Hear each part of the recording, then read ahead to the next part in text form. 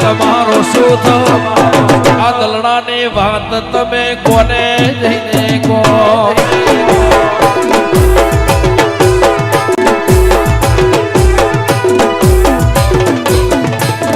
Rameshbhai